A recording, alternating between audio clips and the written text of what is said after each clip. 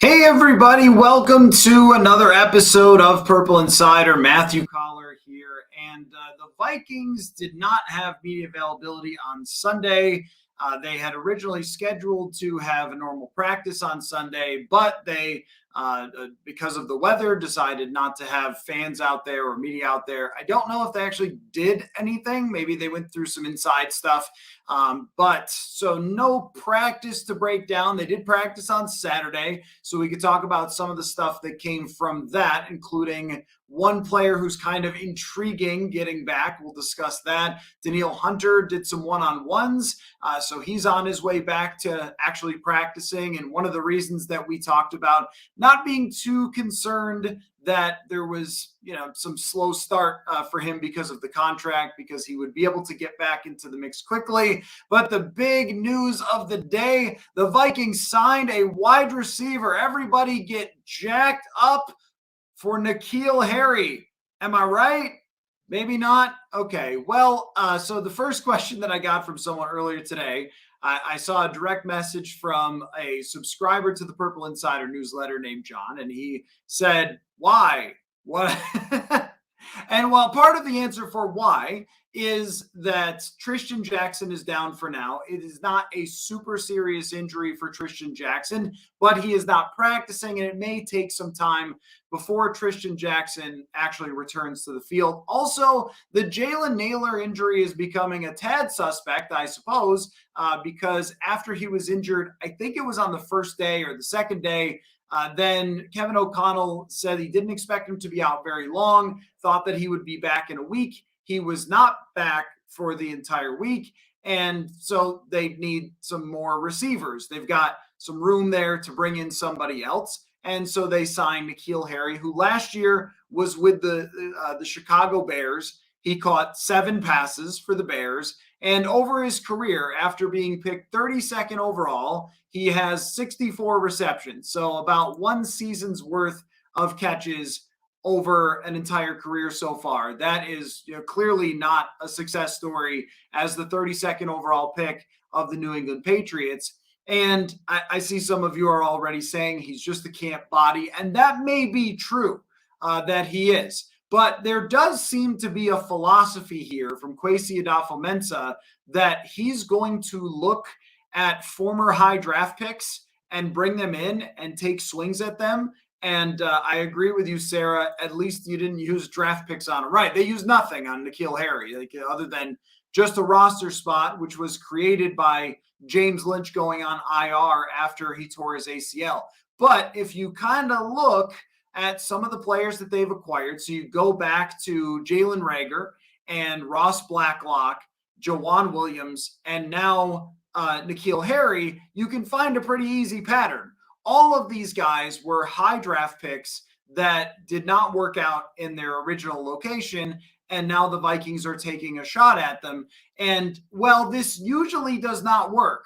I mean, 90% of the time, it does not work that you pick up somebody else's draft bust. That 1 out of 10 times that it does work can be pretty good for you. Unfortunately, the Vikings were on the wrong side of this when the Kansas City Chiefs picked up Mike Hughes for basically nothing. And then Hughes played pretty well for them that year. Now, of course, he was only a bust for the Vikings because of the injuries that he had. And that's not really the case with Nikolah Harry. It hasn't been a matter of injuries. It's been much more of a Laquan Treadwellian type of situation where the guy is 6'4", 225 pounds, doesn't seem to be able to create separation.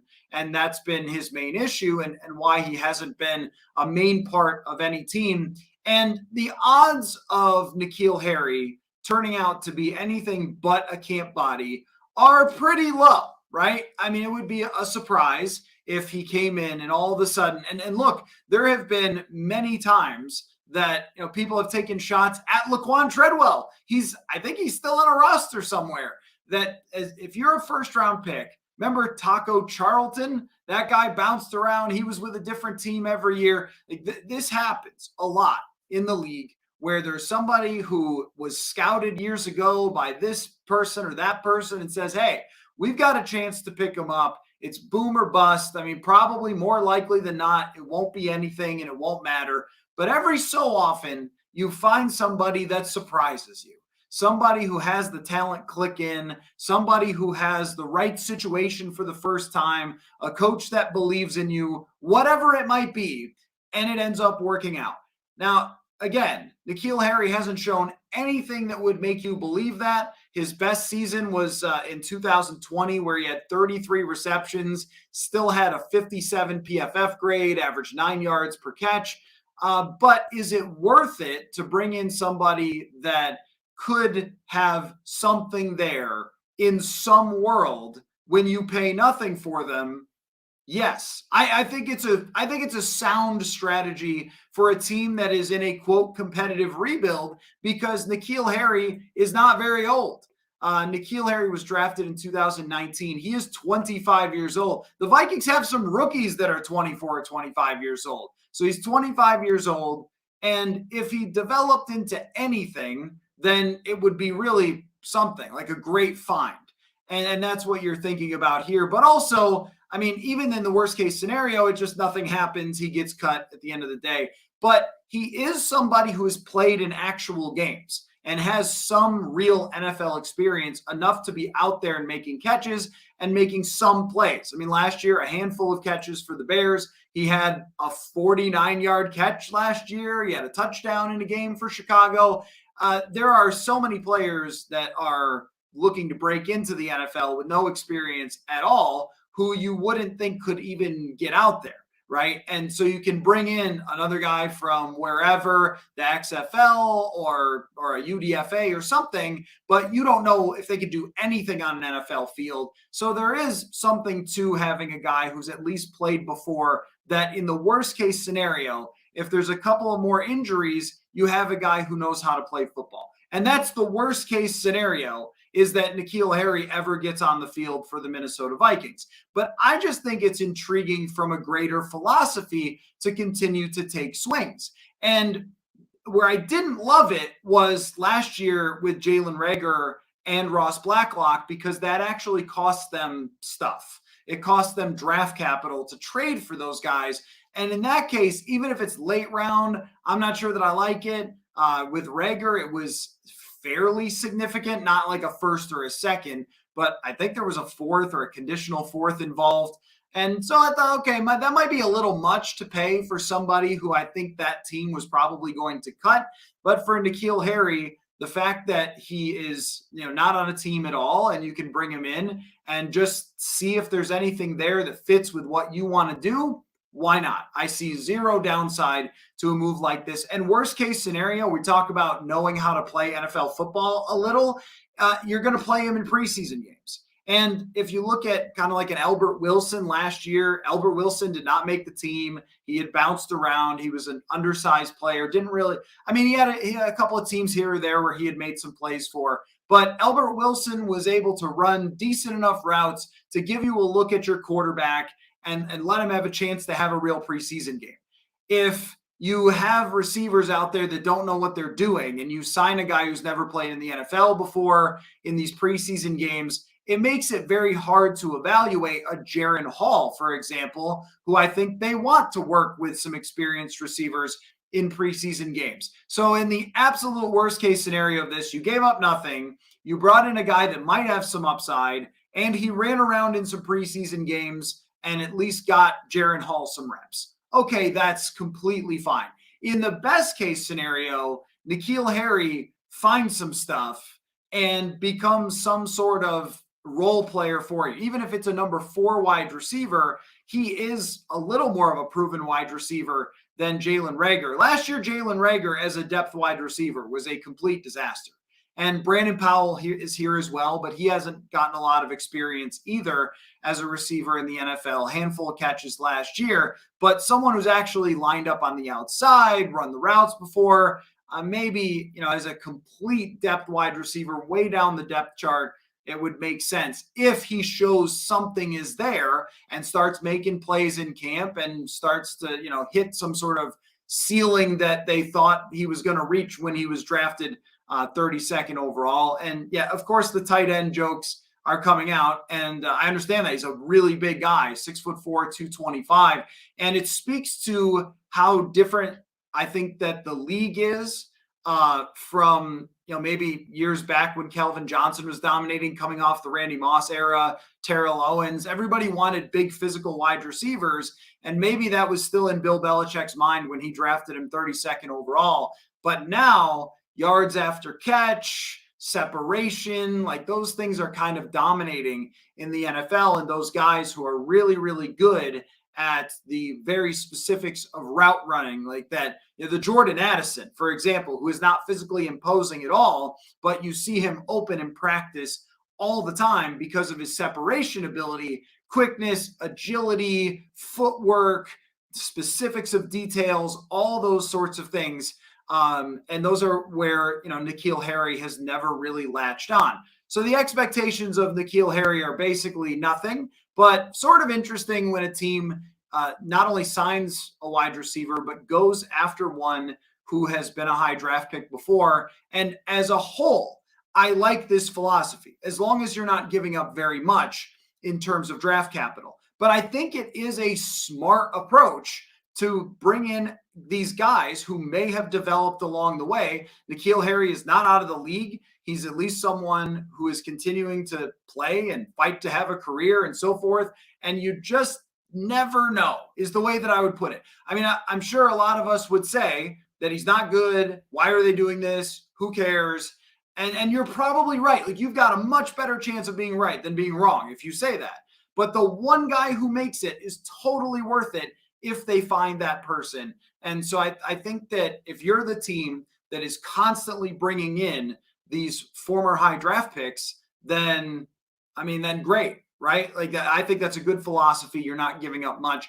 And we also can't really equate this to the other situation with Reigher because they didn't trade anything for him. So last year, that was probably a mistake. They were really looking for the punt returner, Jalen Reigher, and thought giving up a late pick for somebody who could help them out in a situation where they had nobody that could punt return. But then he ultimately did not turn out to be a really great punt returner either, and that move was not good. But as a overarching philosophy, when you are a young team that's kind of shuffling players in and out to say, hey, this guy was a former first-round draft pick, let's take a look here and see if there's anything there. Go for it. Because otherwise, you'd probably just bring in someone that no one's ever heard of, who is an undrafted free agent, has been playing in the Arena Football League or whatever, and that person would have zero chance of having a higher ceiling. So anyway, that's where I stand on the Nikolah Harry move. Not a significant thing, not the breaking news that I thought might happen on a day off here for us. So that we've gone a couple of days now where we haven't been out there for practice on Friday and now Sunday, and there hasn't been any huge news. And so still kind of waiting. Is there going to be something? Is there going to be another extension? And we can get into your questions. So start firing your questions in the chat. But I have one more thing to mention, which is Andre Carter, the second. He is now off of whatever it is, the PUP list, whichever list it was, and ready to get back to practicing. And I'm very interested to see, because he's going to have to jump right into the fold, and he's going to, I think, stand out right away physically when we've seen him just working out on the side field. This is a very large and athletic player. He's 6'6". He has this incredible wingspan. If he's standing next to Danielle Hunter, you're not saying, wow, Danielle Hunter is towering over him. Like, they look face to face with each other.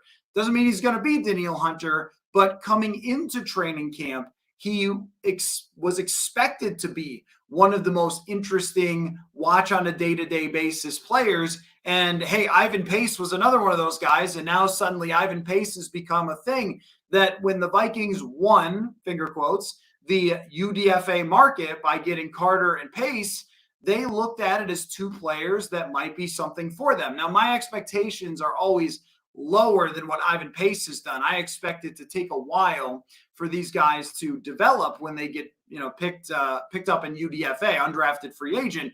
But I'm intrigued, though. He's going to be somebody that I really want to watch in preseason games. I don't know if he's going to be ready physically to play in the first preseason game, which is this week against the Seattle Seahawks. Probably not, because he hasn't practiced at all in any capacity. But maybe the second, the third preseason game, those joint practices. So I'm very interested to watch Andre Carter II to see just, does he work his way into the second team? This is a team that has very underwhelming outside linebacker depth. It's DJ Wanham, it's Patrick Jones, it's Luigi Villain. These guys have had shots at it in the NFL, and none of them have really turned out. But Carter is a different level of size, for one. I think a different caliber of athlete than those guys are. And maybe something is there for a rotational role in the, again, best case scenario. Worst case scenario, he's on the practice squad. He develops for another year. And then we talk about it next year in training camp. So that's kind of where we stand. And we can talk about now whatever you guys want to talk about on the show. And we'll start. No, wait, that's the wrong one. But this one from Alexander. What do you make of the Hawkinson situation? Is this a hold-in injury pending contract? Might just be getting banged up. I don't know. It's not like he's told us. If TJ Hawkinson is taking it easy by not fully participating for a couple days to make sure that all of his contract details get locked in, it would not be the first time I've seen that. I mean, that was really the entire 2020 training camp for Dalvin Cook, who took like 5 reps a day in the backfield, but mostly was off to the side after the individual drills. And that's kind of what we saw from TJ Hawkinson. It could be a sign. I don't want to say for sure that I think that it is, because it also could just be throughout training camp, people get dinged up. They run into each other. This has been a much more physical training camp, I think, with Brian Flores involved. And maybe, Kevin O'Connell wanted that a little bit this year for training camp.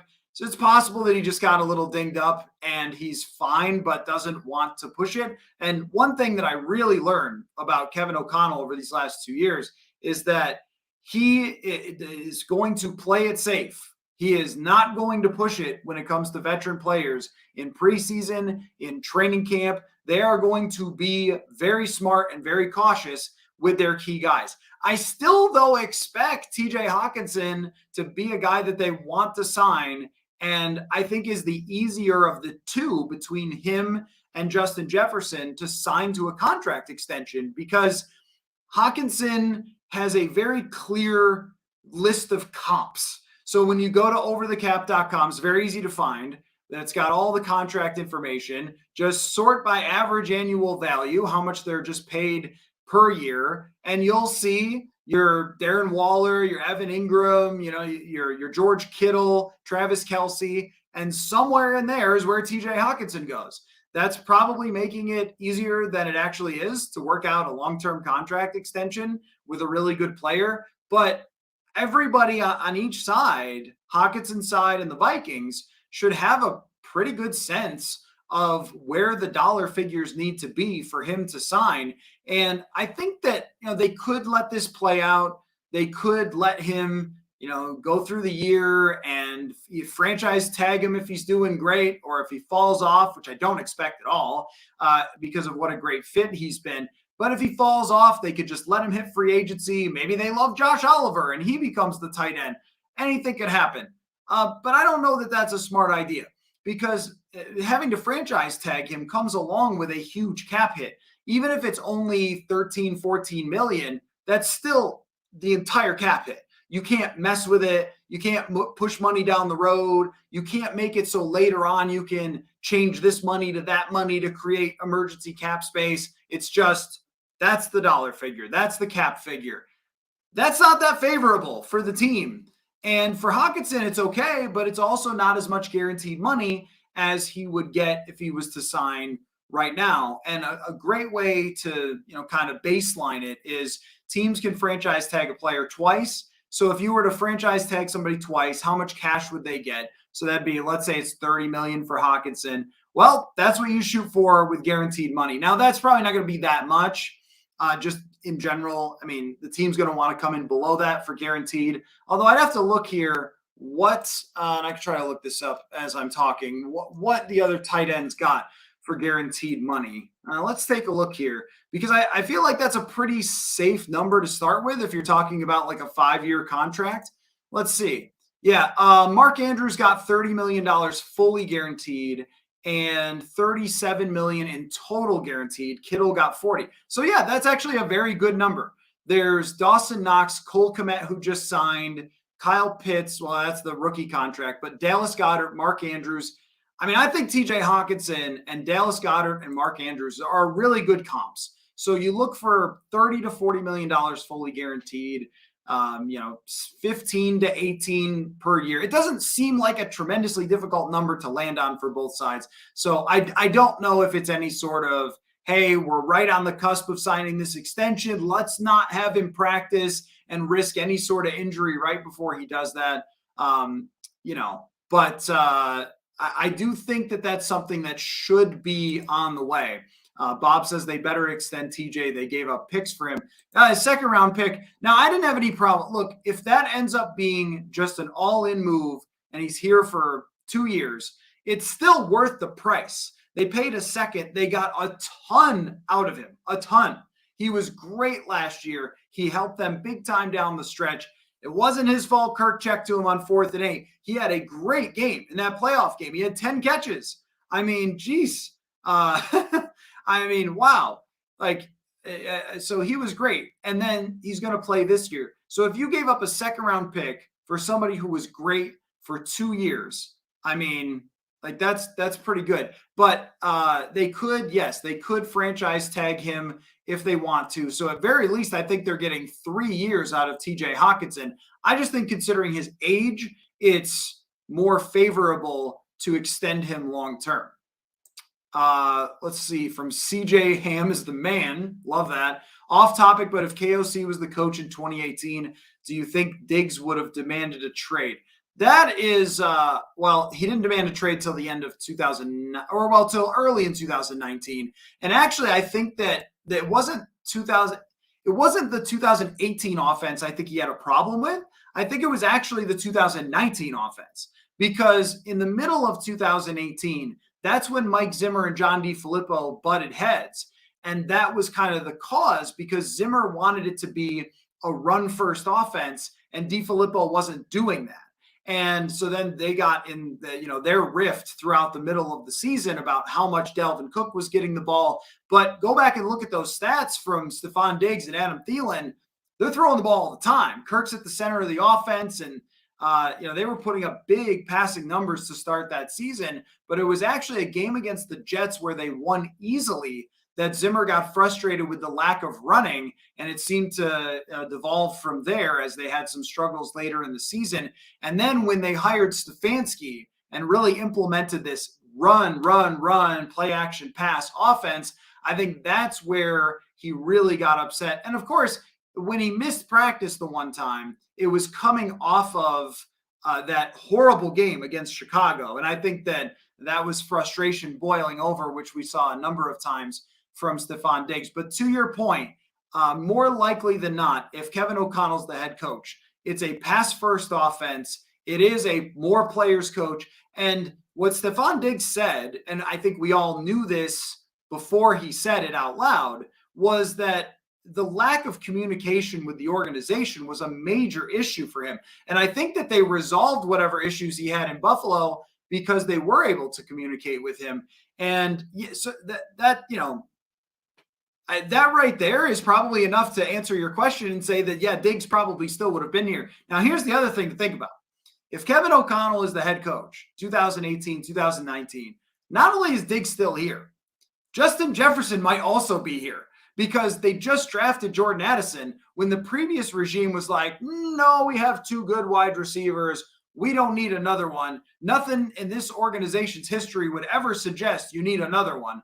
But they decided to go out and get, Jordan Addison to go with Justin Jefferson. So I think maybe they would have. Now that would have been 3 deep. I see, they're wearing the shirts and stuff and talking about 3 deep. Look, Justin Jefferson is as good as the other 2 guys, Moss and Carter, but there's no comparison. There's almost no comparison in NFL history to 3 deep. If Addison's good, you're still going to be pretty good, but not like that's Jake Reed disrespect to call this current group 3 deep. But if they had Thielen, Diggs, Jefferson, that is 3 deep. So that's something to think about. Not as if the Vikings organization didn't have enough what ifs to begin with. Let's see. Let me see. A couple of questions, a couple of off topic questions here. Matthew, who are some of the guys in the past or present you looked up to as a journalist? Do you mean like journalists or like football people? Because I mean, like, growing up as a kid, I had my favorites like everybody else for football people. But I mean, there's a lot, tons and tons of writers and stuff that I read. I grew up reading the newspaper every morning when it would show up. So there was like the Buffalo Bills beat reporters were there on my kitchen table every morning when I came down to eat breakfast. So, those people who wrote for my local newspaper in a small town between Rochester and Buffalo, New York, well, they were the ones that started off. I had a great college professor who was a longtime columnist who helped me a ton. I would say that the people I looked up to the most were when I worked in Buffalo, the guys at the radio station that I worked with, the hosts, the morning and afternoon guys. They were so good at their jobs and also so great to me in being encouraging, getting me on the air, not making me feel like I was the kind of, nobody producer or whatever, but really pumping me up. So I always look up to, in any field, people who are in good positions, who help out others, who really want it to try to rise in the industry. And we've seen that here with Purple Insider with Paul Hodowanik and Haley English, which has been really, really rewarding. So it's a lot of people. Writers wise, though, there's just so many. A lot of baseball writers early on, like I don't know if you're a baseball fan. Eno Saris is a guy who I try to kind of emulate. Zach Lowe, I listen to Zach Lowe's podcast all the time. So it's not just football, but like, Peter King and Vic Carucci, guys like that I was reading early on. So, there's a lot, it's like an endless list of people that I tried to do things like. My favorite writer actually is kind of cool. My favorite writer, Chris Jones, who's not necessarily a sports writer, he was on the podcast like a year ago, and I sent him an early copy of my book, which is kind of cool. So always that way. And another journalist job question, the worst part of my job.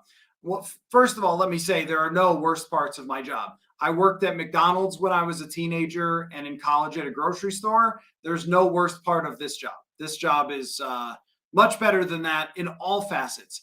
The thing that people don't know about sports journalist jobs, beat reporters, that is a bit of a hassle is the waiting around. The amount of time that we spend standing around waiting for something to happen I'd love to add up the hours sometimes. We stand outside of locker rooms. We stand on the sidelines of practice. We stand there in the sun waiting for press conferences. There's just a lot of time where you're just hanging around waiting for somebody to show up to interview. And that's probably the I wouldn't say hardest part, but that's the part that people don't realize is how many hours of my life are spent hanging around. Somebody asked me the other day about why all the Vikings beat reporters come on my show, because you all become friends after standing around. It's like being on Lost or something. I've never seen the show, so maybe it goes horribly wrong, but like, it's like being on an island sometimes. And so you, instead of burning each other down, which does happen on some beats, we've become good friends. What is going on with Jalen Naylor? That I don't know. The update was that it was not serious. It was a leg injury and that he was expected to be back fairly soon. I think that the Nikolah Harry signing probably more likely connects to Tristan Jackson being out a while than it does Jalen Naylor. But it's something to watch if he's out any longer. I would expect he's going to be back this week, play in the preseason game and go from there. Just based on the way that Kevin O'Connell characterized it. And the other thing is that, O'Connell has usually been very forthright and accurate when he's talking about injuries, which was not the case with Mike Zimmer. And look, he's got the right to do it however he wants. Every coach does it differently. Belichick does the, I don't know, we'll see, or whatever, whatever. But O'Connell, when he has given announcements about injuries, is not like throwing us off the scent or something. He's been straightforward with those. So I would assume that the Naylor injury is not serious and he'll be back fairly soon. From Christian, will the quarterbacks ever get to rest their arms with all these competent receivers running around in practice? Yeah, I mean, they do a fair number of running plays, and I don't expect Kirk to do anything more than like a series in the preseason. I remember last year he got COVID and he missed the preseason game, right, in Vegas. But I think he talked about that they were going to have him run like one series. So I would expect him to do one series. But the guy whose arm is going to get worn out in the preseason is Jaren Hall. But, they mix it up at first team, second team, and so forth.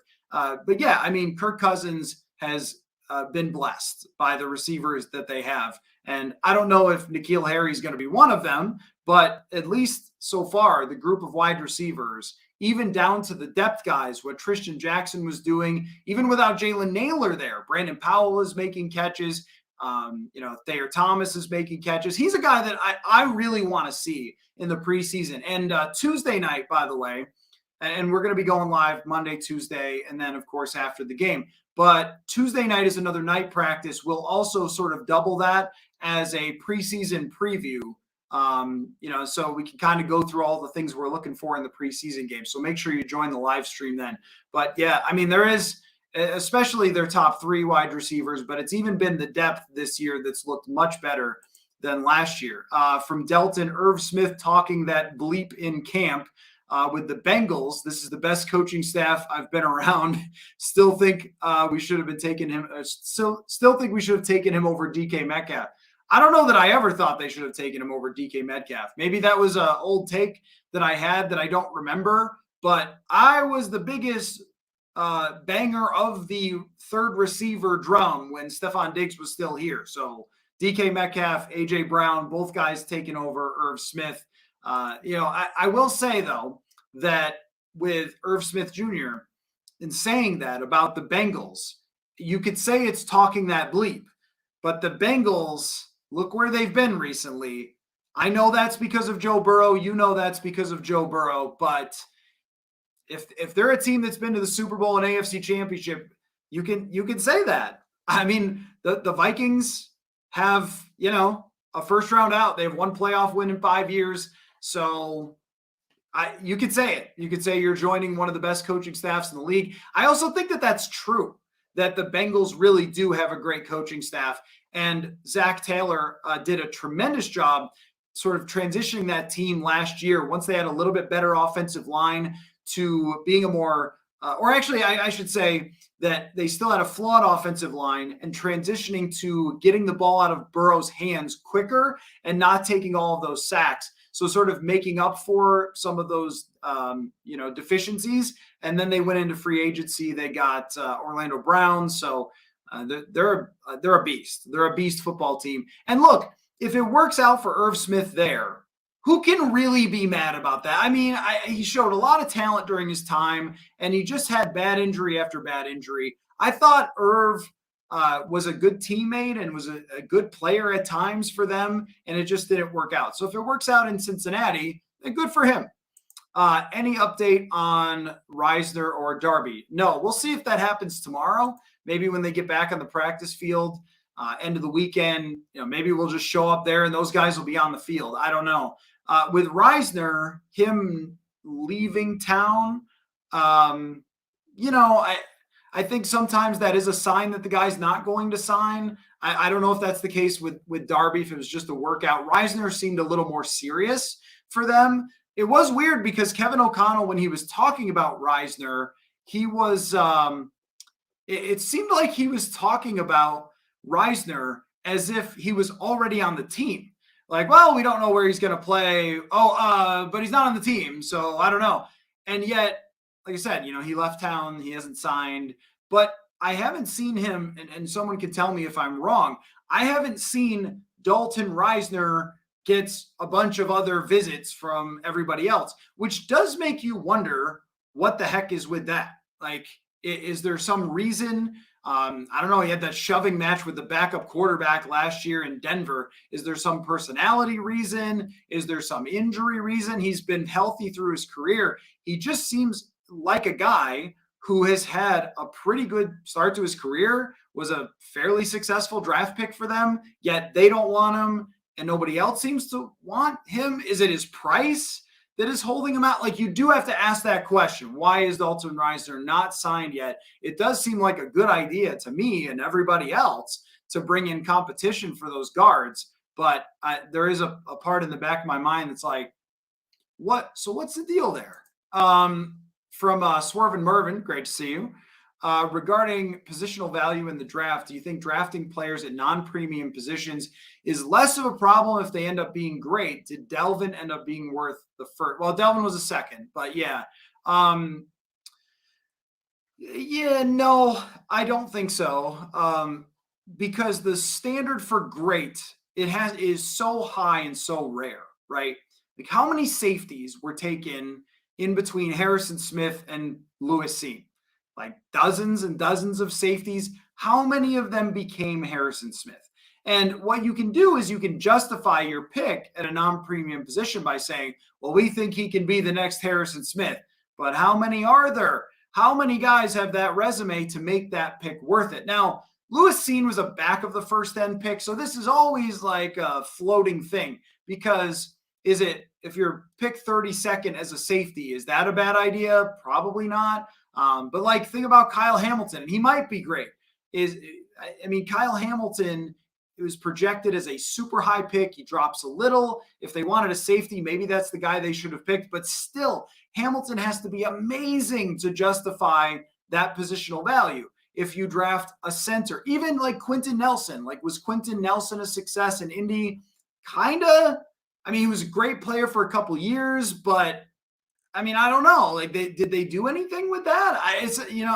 They had a good running game, and that's great, but you're still doing the thing that's not helping you win the most. The same with Jonathan Taylor. He's great. You're not doing the thing that's helping you win the most by taking those players.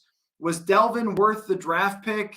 Yeah, maybe. I don't know. Like, they had a lot of needs, but they drafted to fill an immediate need going from 16 to 17. And he was a great player for a couple seasons, but their best season was when he didn't play. He had the ACL injury, and they were able to fill the spot with Jerick McKinnon and Latavius Murray.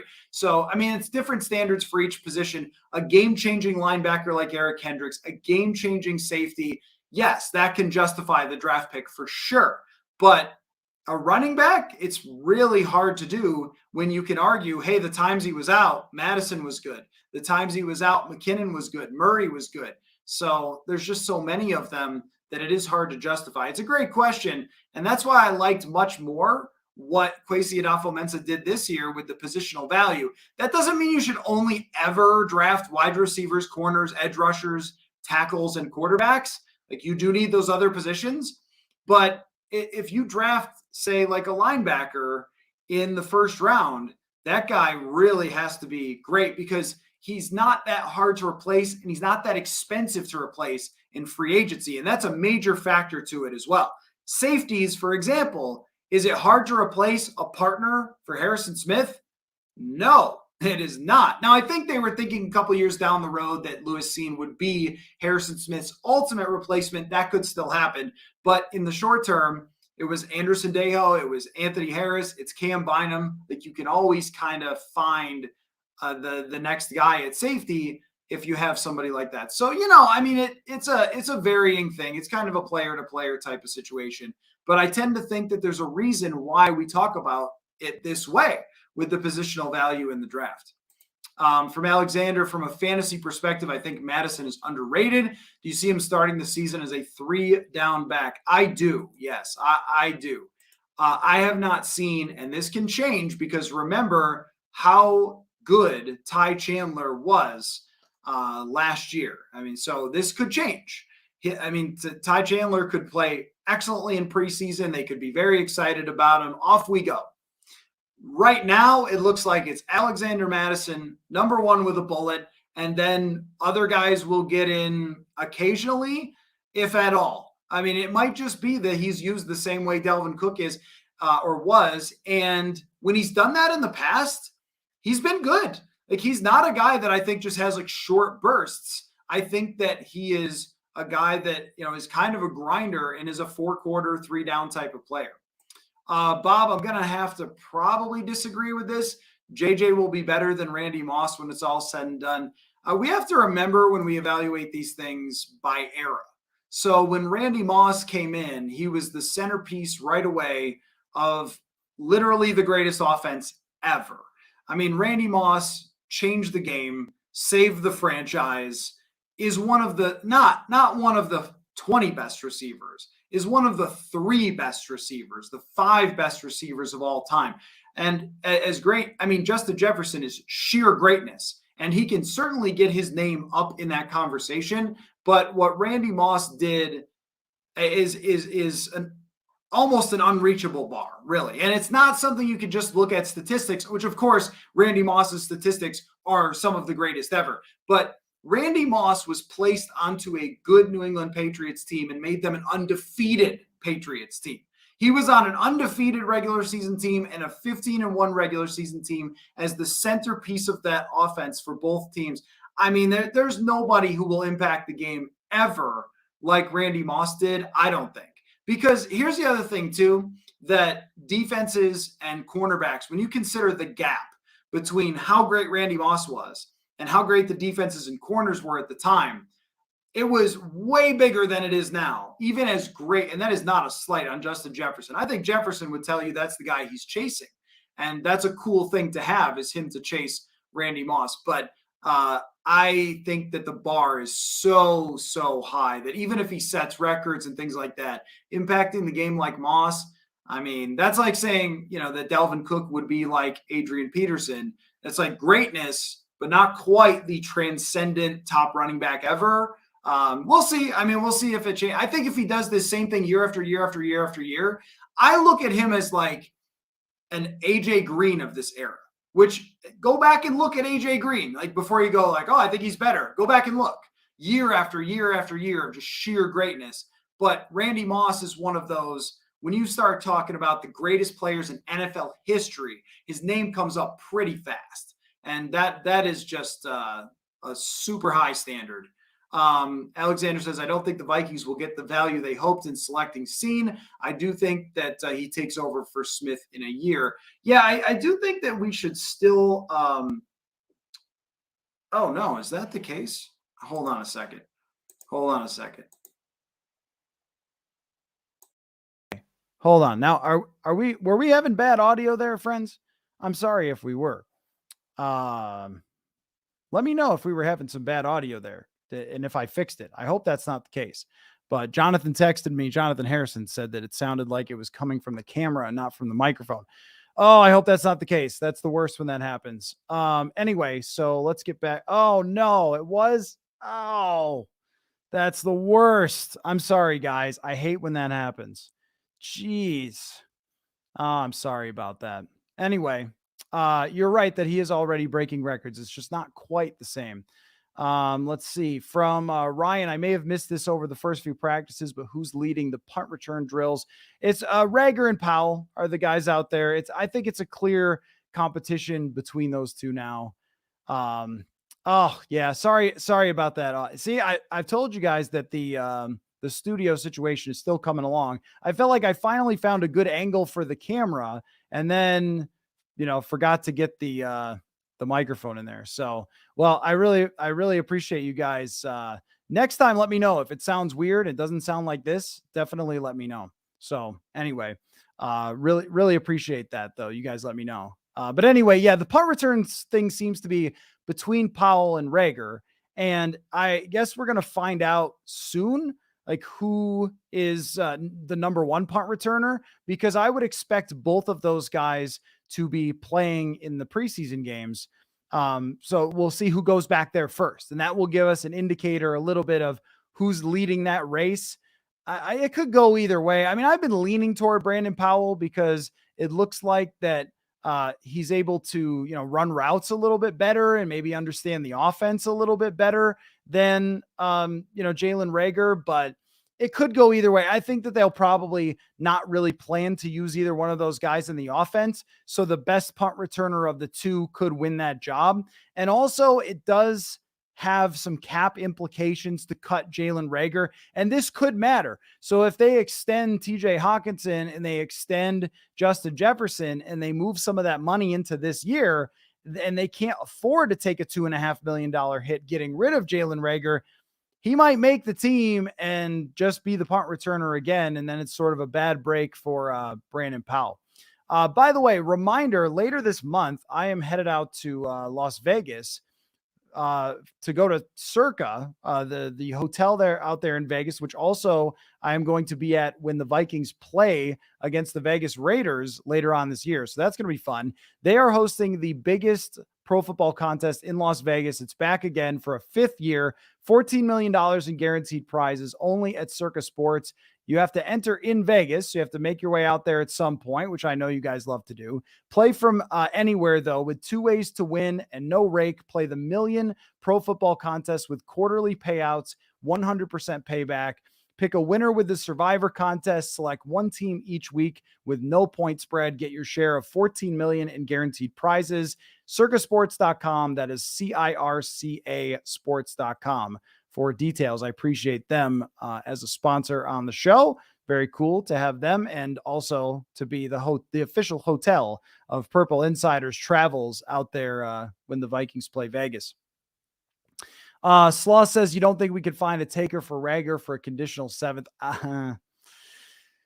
No, I don't. I mean, if he is going from his 3rd team, like, yeah, that would help them salary cap wise, but every other team knows, look, you're probably just going to have to get rid of them. So like, they're not going to give you even anything. I mean, maybe somebody does them a favor that wants a punt returner. That is a possibility. I should mention that. I shouldn't completely dismiss that it is true that they could get somebody to do that if they were getting rid of him.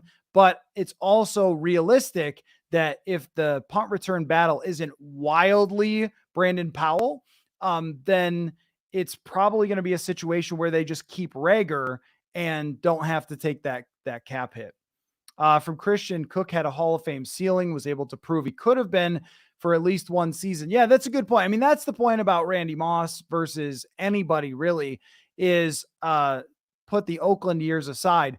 I mean, the guy had a long career of year in and year out, ungodly play, unstoppable. No matter what other teams tried to do to Randy Moss, it just did not matter. There's a playoff game in 99 where they beat the Dallas Cowboys, and the Cowboys are doing everything to stop Randy Moss the entire game. And yet still Jeff George finds him for a long touchdown at some point and they win that game. I mean, it's just the unstoppable nature of Randy Moss was so far ahead of everybody else at that time that it's a little bit different. Like now with Jefferson, and this is not to downplay it, he's the best receiver in the league. He's on a Hall of Fame track, but there are like 5 guys who get lumped all in that conversation, where if their fan base were to say, we've got the best receiver in the league, then most people would agree with that.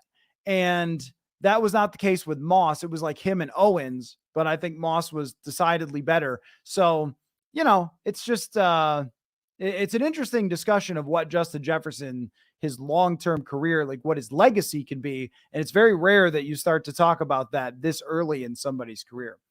Anthony says, so far in camp, is there a position group that you are concerned about?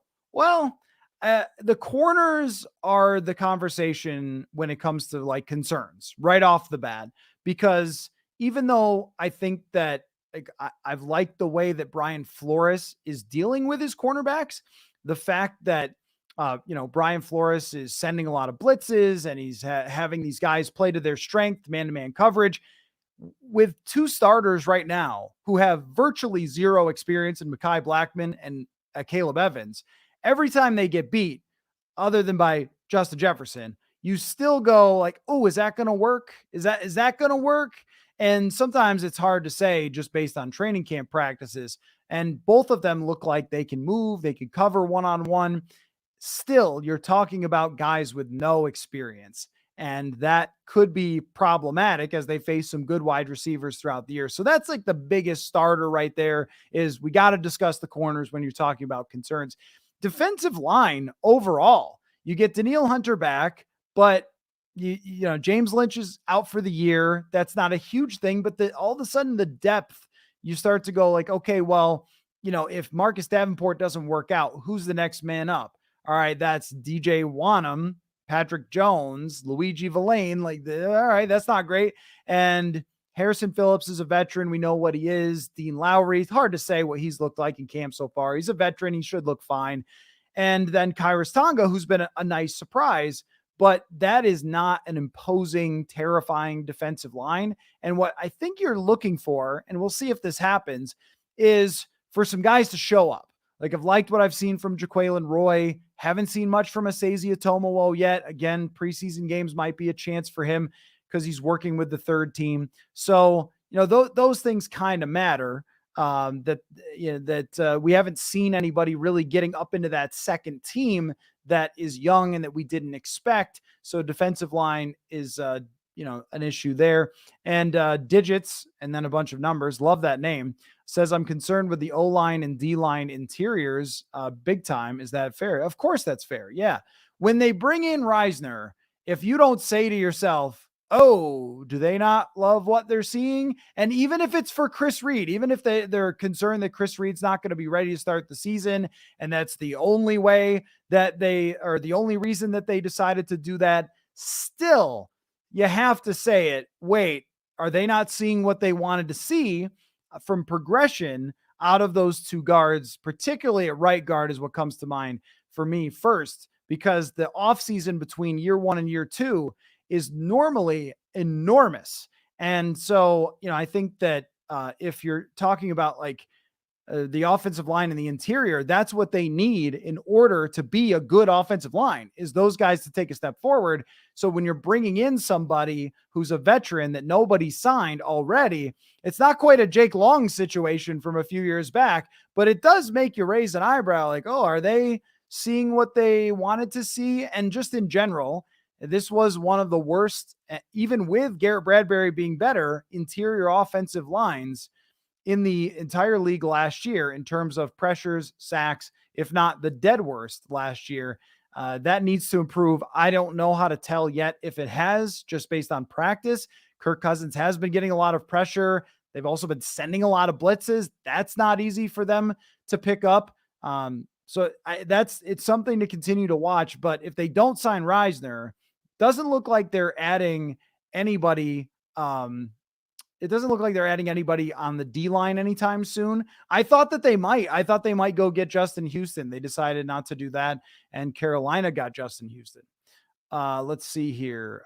Alexander says, which corner looks the stickiest in man coverage? Last year's corners cannot stay connected through the stem of the route. And they're getting very football-y there, Alexander. I think last year's corners' biggest issue was they didn't understand where they were supposed to be a lot of times. And that was maybe problematic from a Ed Donatel standpoint. There was a lot of, think of the Jameson Williams touchdown against Detroit, the Quez Watkins touchdown in Philadelphia. It seemed to me like it takes a lot of IQ to play in one of those Fangio systems as a corner, because there's lots of reading routes, passing people off, and of course, not a lot of aggression. Maybe someone like Chandon Sullivan would have been better at being aggressive, like right up on the line of scrimmage. Just did not work out at all from them last year for anybody. But Caleb Evans is number one for a reason. And I think that reason is because he is really good at the man coverage, tracking wide receivers. He's going to have to play the ball a little better, I think, but he is got footwork. He's got rare size, athleticism, length from a cornerback. You just don't see it that often. And, he's been, I think, the best so far, but we also saw Juwan Williams out there for a while. We also saw Mekhi Blackman out there for a while, and we'll see where Blackman goes. Looks like he's going to stay with the first team, but Brian Flores even indicated that they might move some people in and out. Andrew Booth Jr. does sound like he's going to return to practice, and we'll have to see where it goes from there, if he can stay on the field for multiple weeks. I don't know how many times, even 2 weeks in a row, Andrew Booth Jr. has been on the field during training camp over the last 2 years, but he's still on the team, and we'll see if anybody else develops there. But I would say just they seem the happiest with the Caleb Evans so far. Thor asks, why aren't Darrisaw and O'Neal making the guards play better? I just don't know that it works that way.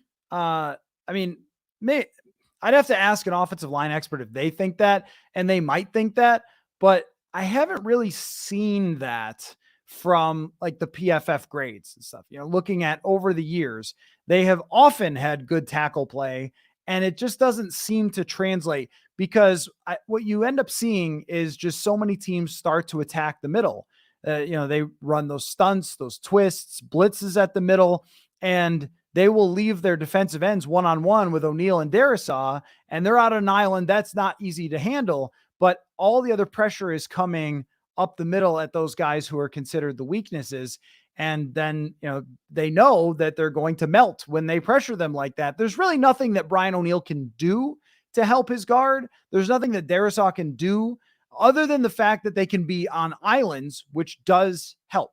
It definitely does help that, you could put Darrisaw out there and you don't need to help him with the best players. You don't need to give him an extra tight end or something, but there's really nothing you can do on the interior. You can't put in a tight end and have him help to pass block. Running backs a little bit up the middle, but a lot of times you want those guys going out on routes and stuff. And a lot of times they're picking up blitzes. So you're really on your own if you can't handle it. And if they're rushing 2 defensive tackles, you could double team one, but you can't double team both.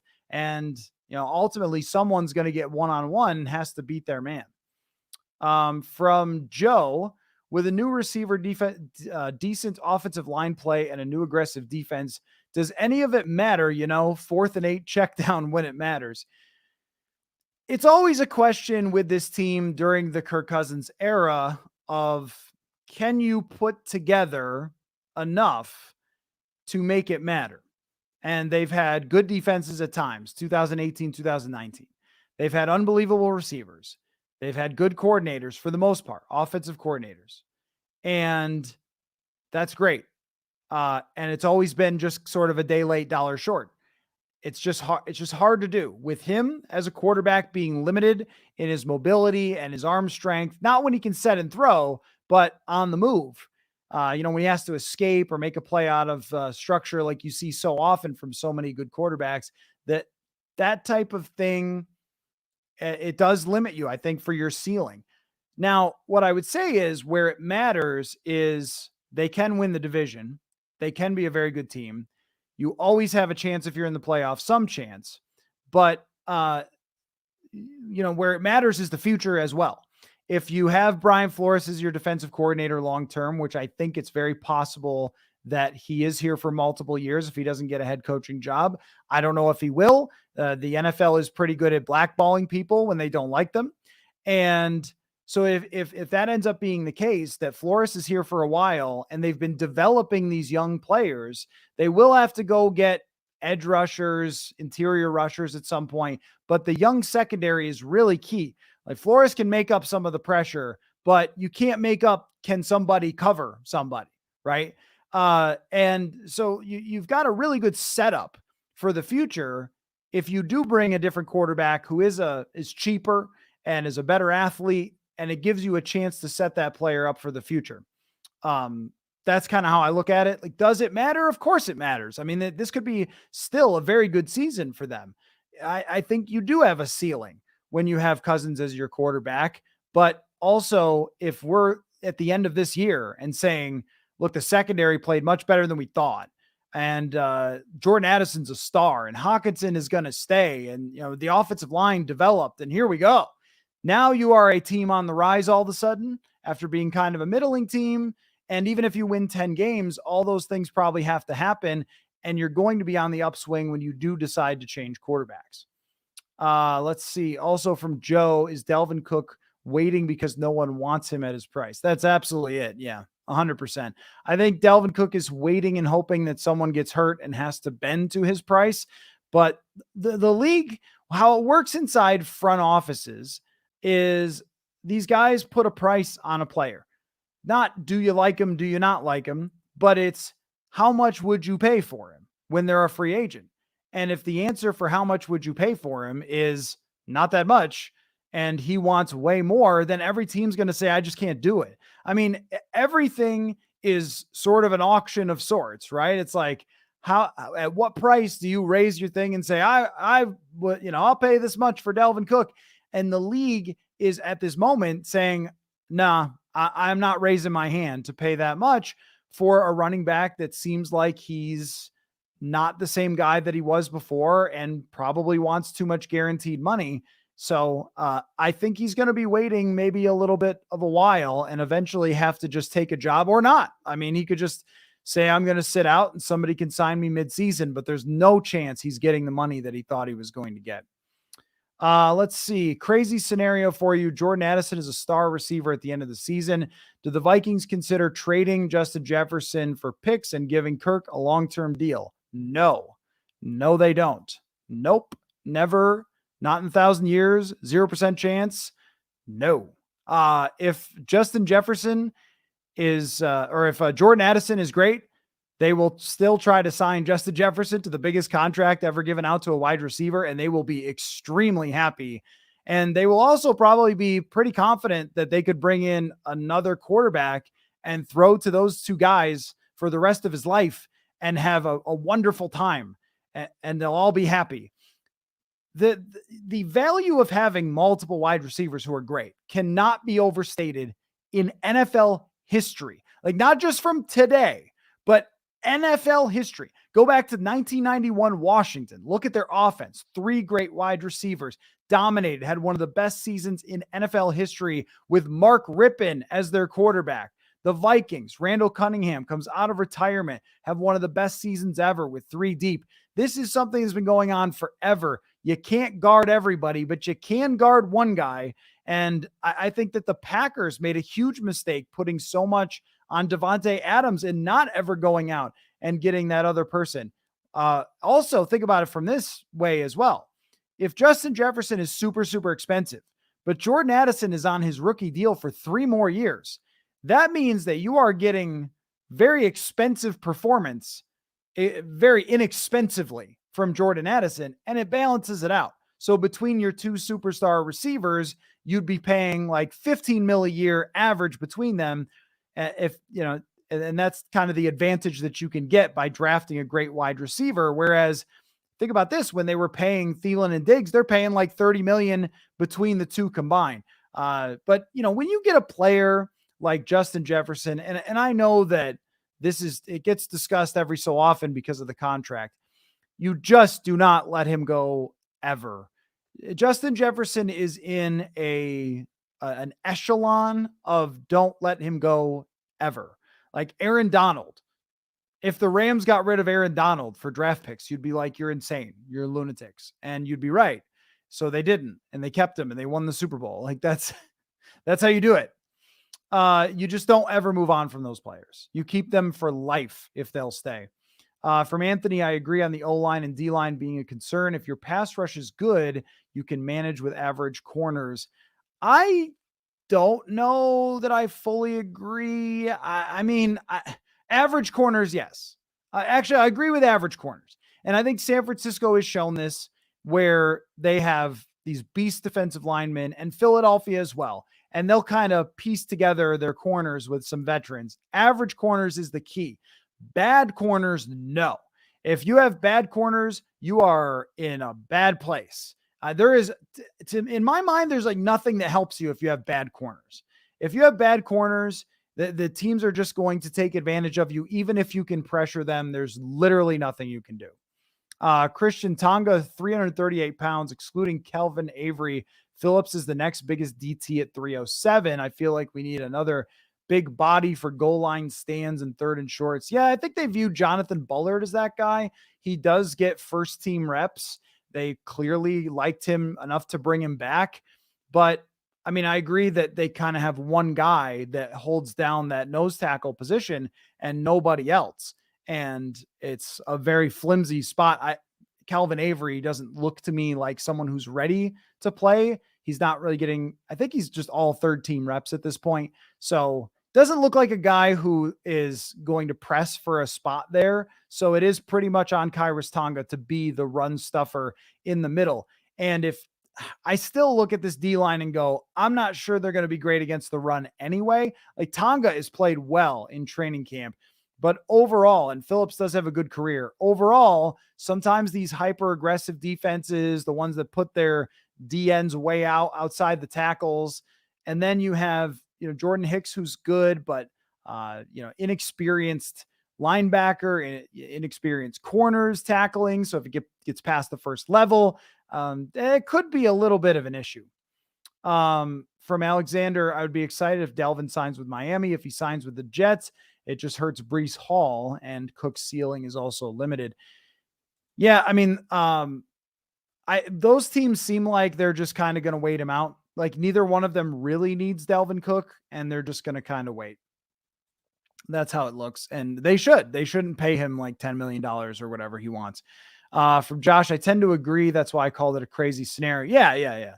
I got that, but Kirk has actually been getting better. He will be hard to replace. See, that's a funny concept to me, because Cousins last year had one of his worst statistical years, but he won at the end of games. So we called him better. But had they only won half of their 1-score games last year, or half of the fourth quarter comebacks, we'd be saying he was exactly the same, if not worse. It's funny how that shifts our perspective with the fact that they won games. But last year, by every metric, by PFF grade, QBR, yards per attempt, EPA, like all the things that we use. And also, is he getting better? Is he getting better like after age 35? Like probably not, right? And unless he's Rich Gannon, the answer is probably not. So I look at it, and hard to replace is also a funny concept too. Like, is one playoff win in 5 years hard to replace? So, I mean, yes, like to draft one of the top 12 quarterbacks, it is not always that easy. And there are busts. And when someone busts, it's horrible. But if you look at it only through the lens of team success, is it hard to be over 5 years as mediocre as they have been for the most part? And then last year, it kind of, a lot of things broke their way, but still ended up being the same team at the end of the day. I don't think that being a middling team is hard to replace. And if you look at their Vegas over-unders at the start of seasons, I had a listener send this to me where it was a chart of all the teams over-unders at the start of every season. And in the last 10 years, the Vikings have only been projected to win more than 10 games by Vegas gamblers once. And for a team like Kansas City, it's going to be every year. For a team like Cincinnati, every year. For a team like Green Bay with Rodgers, it was every year. So that's the team you're trying to be, not the team that just says, well, it's hard to get a top 15 quarterback. That is very true. There are very few people in society that are hard, that can actually play quarterback. And you saw that from the Netflix documentary, but the overall team situation is something that they're trying to aim to be better than they were. From Digits, 12 personnel helps the run, right? But how about pass protection? It seems like JJ and Addison with Oliver and Hawkinson in there, or it also could be Osborne. Things might get exciting. I like it a lot. I've always been a big advocate of the big personnel. I was always, a big fan. I'm sure you guys know of Gary Kubiak's offensive scheme, and with Stefanski here as well. Play actions off of the bootlegs. I mean, they just work. And I think having two tight ends in there really frustrates the heck out of opposing defenses, because they don't have a bunch of linebackers to run out there. They don't have big guys who can match up very well at all with, someone like Josh Oliver, who's a great blocker. So I do think that it helps in multiple ways. I liked that signing. I know there was a lot of, why did they give this man so much money? But his cap hits are not bad at all for the first 2 years. And what I've seen so far is somebody that can catch the ball and has dexterity and has coordination. So I think he could be, I don't want to say a huge part of the offense, but a part of the offense that they use as a nice little change up, a little switch, where it's like, okay, we've been running 11 personnel, and now for this entire drive, we're going to run 12. And this is something that Stefanski used to do, and it was pretty good, where they would, kind of just go to this big personnel all of a sudden and, pound the other team into the ground.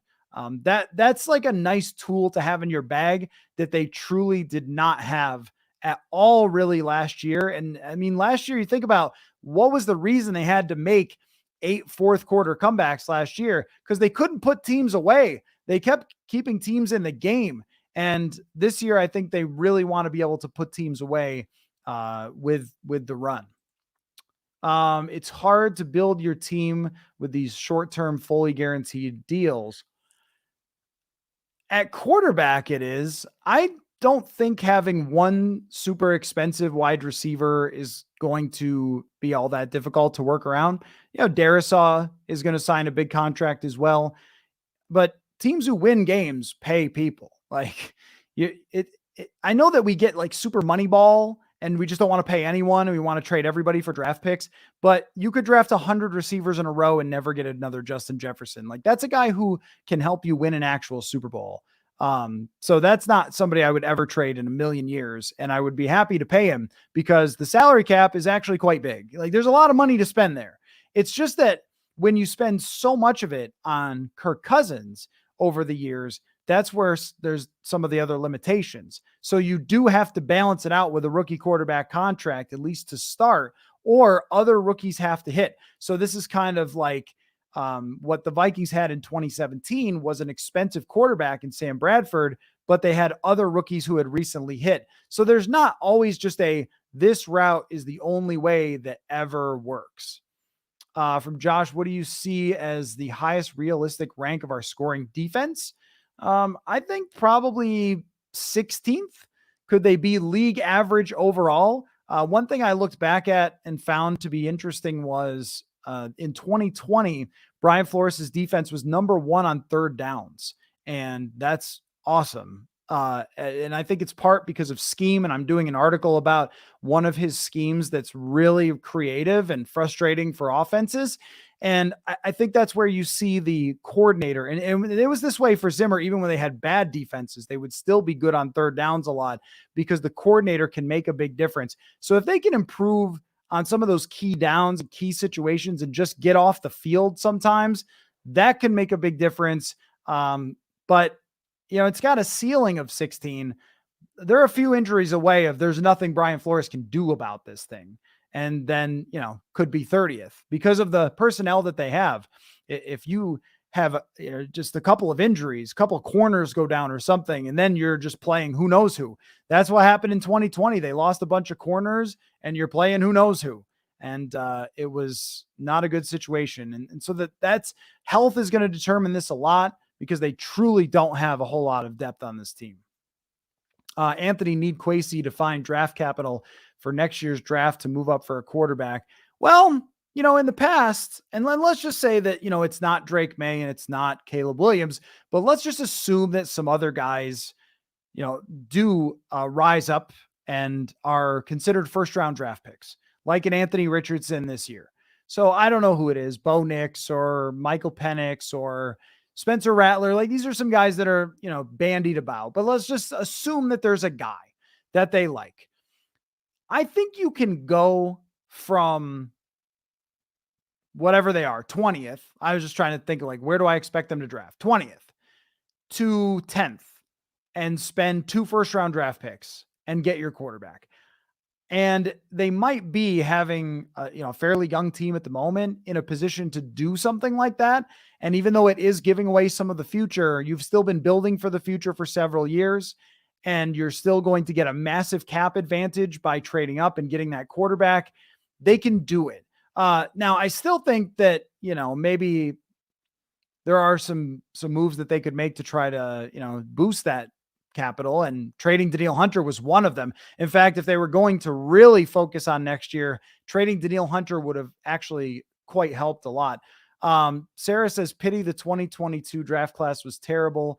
Well, it was not the 2022 draft class was really good. It's just that they all went in the top 4. We could afford to move up without giving too much. Oh, do you mean wasn't terrible? Maybe that's what you mean, is that it's too bad they weren't. And then they could have, moved up a little. They had no draft capital to work with. That's the thing. And that's where it's really unfortunate because, we kind of have this other conversation that we could talk about. That's more of an off-season type of discussion, but I guess we're not quite there yet, of just like this alternate universe where they were the Panthers instead of they were the Vikings last year. Like if they were the Panthers and they played Sam Darnold at quarterback instead of Kirk or something, and they drafted 9th and they traded up to 1st, like how would we feel right now? But we thought that about Jameson Williams last year. Like they didn't draft him, and then they get Jordan Addison this year. So Purple Haze says we're making the playoffs where we will have to keep Kirk one more time. I don't know if Kirk wants to stay one more time, right? If he makes the playoffs and they didn't sign him to that deal and he's a free agent, does he say, hey, that's on you guys, I'm going to go play for somebody else? I mean, it's kind of like Derek Carr at the end of last year. I was kind of like, well, if you guys are done with me, you mean okay, 2022. Yeah, I'm sorry, Sarah. That's my mistake. I read that as 2023, 2022. Great point. That would have been the year, right? That's a great point. You're right. I totally read your note wrong, but you're completely right. If they were able to draft a quarterback that year, although Kenny Pickett was a 1st-round pick, but I don't know if they like the ceiling of Kenny Pickett. But if they were ever going to be in a position, it just happened to be in the year where there were no quarterbacks. And I truly think that if there had been, they would have picked one if there had been that quarterback who was there. So anyway, well, we've been doing this quite a bit into the night here. Sorry about the audio issue earlier in the night. That is my bad. I forgot to change the settings over. Sorry about that, but glad we got that fixed and rolled on with the show. So thanks so much, everybody. Tomorrow, though, we will be back and have a practice to talk about and maybe some new news. I mean, you guys brought up that TJ Hawkinson thing. We'll see if Nikolah Harry gets back on or gets on the field for the first time after they just signed him and so forth. So, we'll kind of see how that goes. But we'll have some updates to give. We'll see if Andre Carter II is actually practicing and all sorts of stuff, and whatever topics may emerge as they so often do. So thanks everybody for listening as always, and we will talk to you again tomorrow night. Thanks everybody.